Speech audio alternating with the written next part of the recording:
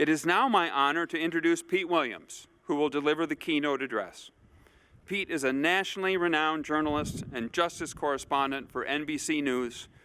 Many of us have seen Pete reporting on the Justice Department from the newsroom at NBC's Washington, D.C. Bureau, or covering landmark Supreme Court cases live on television.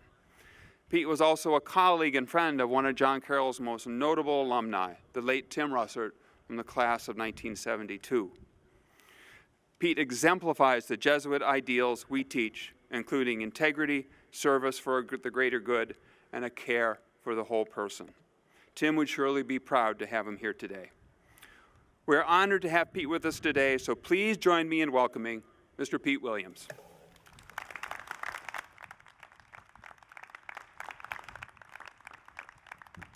Thank you, President Johnson, members of the class of 2021, parents of the graduates, family of the graduates, friends of the graduates, enemies of the graduates, and potential future employers of the graduates. Good morning. It's a pleasure to be with you. As President Johnson said, my connection to John Carroll University is one of your most revered graduates, Timothy John Russert. Tim hired me 28 years ago to work for NBC News, and he was my boss and friend for 15 years at the Washington Bureau before he died of a heart attack at 58. As a matter of fact, it was Tim who assigned me to cover the Justice Department and the Supreme Court. And I think safe to say, of all the institutions in Washington, the Supreme Court is the least well understood. And I saw an example of this firsthand not long after I started covering the court. I came out of the building one afternoon to find one of Washington, D.C.'s dreaded police boots clamped to my car so I couldn't move it. Now, I admit I did have an overdue parking ticket, 3 weeks overdue, but the city was hard up for money, and that's what they did. So I had to go pay to get it removed. I had to appear at the Bureau of Traffic Adjudication with a check. So I took a cab there, I stood in a long line, and I paid up, and then it was time to get back to my desk at the court. So I stepped out, I hailed a taxi, and I said, U.S. Supreme Court, please. The driver took off, but he kept looking at me in his rearview mirror, and unable to contain himself any longer, he stopped the cab, he turned around, and he said, "You're appealing a parking ticket all the way to the Supreme Court?" For a brief moment, I was his hero. But I thank you for inviting me to share this joyous day with you. You'll be pleased to know that I intend to follow the iron rule for commencement speakers. I promise to be brief. But I am here today because of Tim Russert. And years from now, people will be talking about some of you. They'll be remembering the outstanding graduates of the class of 2021. The work you've done, the work you will do, will contribute to the quality of this university too. And that's the tradition here. That's part of what makes the university community so special. Tim was proud of his Jesuit education. He said he and his classmates deliberately chose a school that offered a different kind of education, one that wasn't meant to be the same as what they could have received at scores of other public or private colleges. He chose an education based on the idea that it's not enough to have the knowledge or the skill, one that says values really do matter, an education intended to train young people to shape and influence the moral tone and fiber of our nation and our society. Now, nobody could have predicted that when you arrived here, your junior and senior years would be disrupted by the worst global pandemic in 100 years.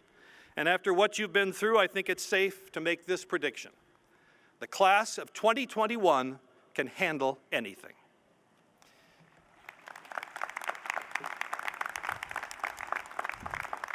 Including shamelessly applauding for itself. In looking for ideas about what to say today, I could have done what all students do when they're stuck for answers. I could have Googled it. But there's a funny thing about using Google. It doesn't give you the right answer or even the best answer. It just tells you the answers that are the most popular, that get the most clicks. In other words, it tells you what other people have found useful. As you decide what's next for you, what you're going to do after today, I hope you won't just do what other people think you should do. In fact, the hardest decisions you'll make from now on should be the easiest. Figuring out what you want, what makes you happy.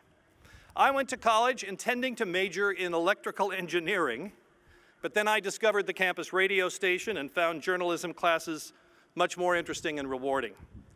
My own father didn't think much of that choice. In fact, he wouldn't speak to me for several weeks after I broke the news about changing my major. But when I returned to campus for my sophomore year, he began sending me newspaper clippings a few at a time about remarks by prominent reporters, and I think he realized that I had found my calling. Somebody else connected to John Carroll University tells a similar story about discovering his passion. Chuck Geschke, who's a native of Cleveland, was a math professor here in the 1960s, and one year he had the unpleasant task of telling a graduate student who wasn't performing well to leave the program and go try something else. A year later, that student came back and said, "I want to thank you for kicking me out. I've discovered computers. And to show my gratitude, would you like me to teach you how to program a computer?" Well, after Professor Geschke had been at it for a few months, his wife said to him one evening, "You know, you're much more excited about learning about computers and how they work than in getting your PhD in math, so why don't you switch to computer science instead?" Which is exactly what he did, and he went on to start a company called Adobe. And if you've ever emailed a PDF or used Photoshop or Premiere, then you know how he changed our lives. And his contributions were widely celebrated when he died last month. By the way, he spoke here at Commencement 9 years ago and recalled how valuable his wife's insight was in his life. He had this advice: marry someone who's smarter than you. I don't mean to say that following the right path for you will be easy. It's almost a guarantee there will be setbacks. Steve Jobs, the founder of Apple Computer, the father of the iPad and the iPhone and the iPad and the iPod, famously got fired from Apple after starting the company, and then he came back to run it. He said, "Sometimes life hits you in the head with a brick. Don't lose faith." Then he said, "I'm convinced the only thing that kept me going was that I loved what I did." You've got to find what you love. Setbacks, though, do have a way of working out. I was fired from National Public Radio after barely a month on the job, part of a big change in how the network was structured. But as a result, I ended up working as a congressional staffer and then as spokesman for the Department of Defense during the Gulf War. And that exposed me to the U.S. military and some of the most impressive and dedicated people I've ever met. I came to know the newspaper editors and bureau chiefs in Washington, including Tim Russert. He said to me one day toward the end of my time at the Pentagon, "When you leave the government and decide what to do next, you should know that you'll always be welcome at NBC News."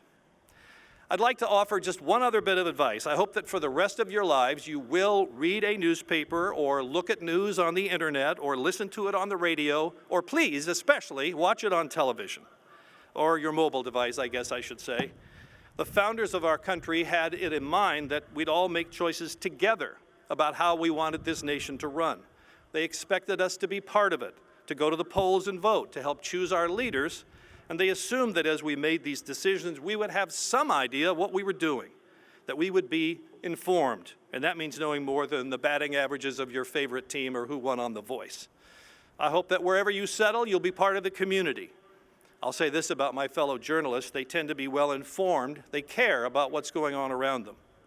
Tim Russert certainly did. I feel very lucky to have discovered the kind of work that would bring me happiness and make me feel that I was doing something important. I hope you all make that discovery. So I thank you, and I wish you good luck.